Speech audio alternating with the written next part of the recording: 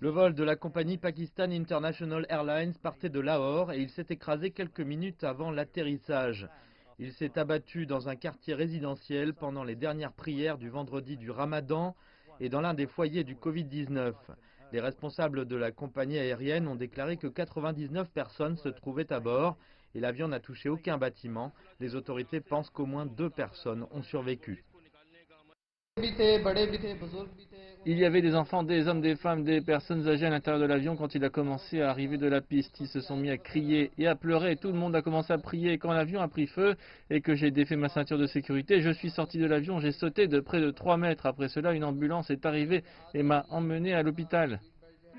Les équipes de secours continuent de récupérer les corps des victimes. Les responsables disent que l'opération pourrait durer 2 à 3 jours. L'autorité pakistanaise de l'aviation civile affirme que le vol PK8303 de l'API au départ de Lahore s'est écrasé quelques secondes avant d'atterrir dans la région de Malir, à Karachi. Les blessés et les corps des personnes retrouvées mortes ont été transportés à l'hôpital après qu'une situation d'urgence a été déclarée dans tous les hôpitaux de Karachi.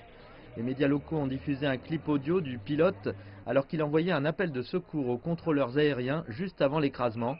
Dans le message, on peut clairement entendre le pilote dire que l'avion avait perdu ses 2 moteurs.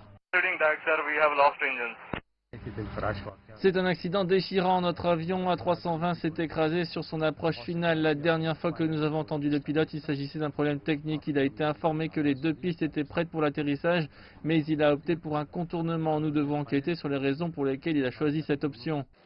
L'autorité de l'aviation civile dit que les communications ont été coupées avec l'avion 1 minute avant qu'il ne soit censé atterrir.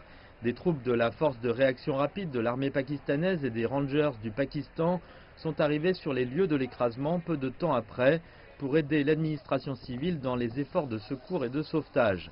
Les responsables des secours ont eu des difficultés à exploiter la région en raison des rues étroites et d'une foule immense qui s'est rassemblée près du lieu de l'incident. Plusieurs maisons ont été endommagées dans la zone où l'avion s'est écrasé. On pouvait voir de la fumée noire de loin sur les lieux de la catastrophe.